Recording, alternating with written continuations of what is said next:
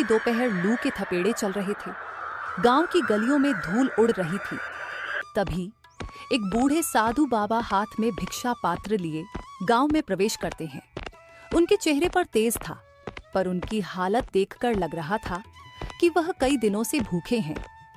सबसे पहले वह सीमा की हवेली के दरवाजे पर पहुंचते हैं।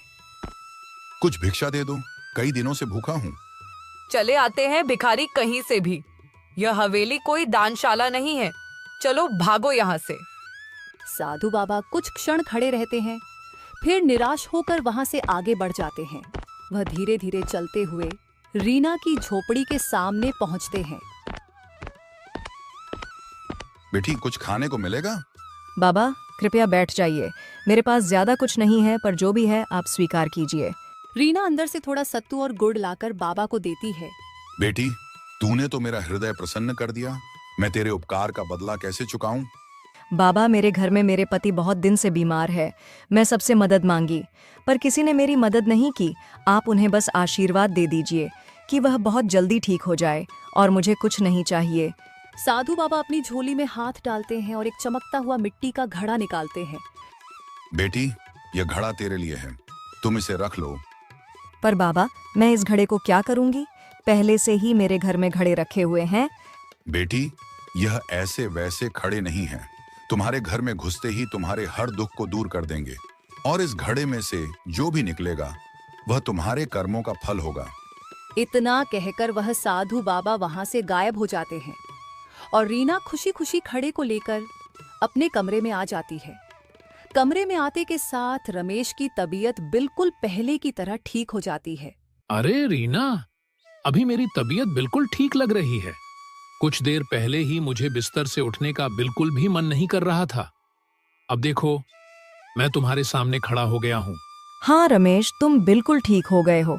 अभी एक साधु बाबा आए थे और कह रहे थे, यह घड़ा तुम्हारे घर में घुसते के साथ तुम्हारे कष्ट दूर हो जाएंगे, और इसमें से जो कुछ भी निकलेगा वह तुम्हारे कर्मों का फल होगा।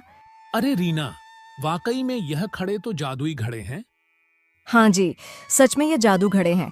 अब चलो मिलकर इस घड़े को खोलते हैं, देखते हैं इस घड़े में क्या निकलता है। राधा धीरे धीरे घड़े का लाल कपड़े को हटाती है। अचानक उसमें से सोने के सिक्के झरने की तरह गिरने लगते हैं। दोनों अवाक रह जाते हैं। हे भगवान, ये तो किसी वरदान से कम नहीं। ए जी, वह बाबा भगवान के रूप में आए थे। यह देखिए, हमारे कर्मों का फल देकर गए हैं। अब यह सोने के सिक्के से हम कोई अच्छा काम करेंगे। लेकिन रीना बहुत समझदार थी। उसने तुरंत यह फैसला किया कि वह इस धन का उपयोग लापरवाही से नहीं करेगी, बल्कि एक अच्छा व्यापार शुरू करेगी, ताकि यह हमेशा बना रहे। हाँ रीना, अभी गर्मी का मौसम है, तो इस मौसम में हम छाछ, नींबू पानी, शरबत बेचने का कारोबार करेंगे। इस मौसम में हमारा कारोबार अच्छा चलेगा।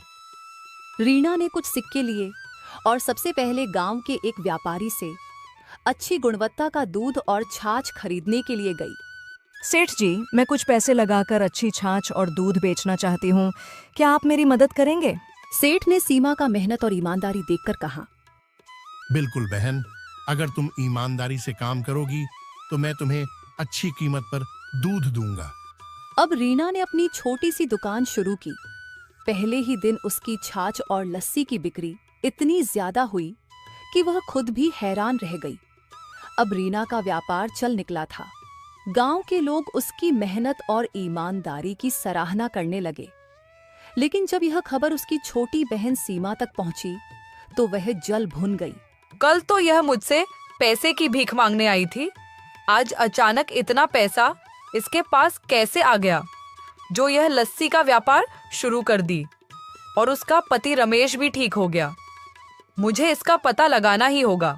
सीमा परेशान होकर अपने कमरे में इधर उधर टहल रही थी। फिर वह तुरंत चुपके से रीना के घर के दरवाजे के बाहर खड़ी हो जाती है और उन लोगों की सारी बात सुनने लगती है। ए जी, आज हमारा पहला दिन ही बहुत अच्छी कमाई हुई। यह सब उस साधु बाबा की वजह से हो रहा है। अगर वह साधु बाबा मुझे जादुई घड़ा नहीं देते तो आज हम लोग इस मुकाम तक नहीं होते। हाँ रीना, उस साधु बाबा का एहसान मैं जिंदगी भर नहीं भूलूंगा। आज इसी घड़ा की वजह से मुझे नई जिंदगी मिली है। वरना मैं बहुत दिनों से बीमार था, फिर भी ठीक नहीं हो रहा था। वह साधु बाबा भगवान से कम नहीं है।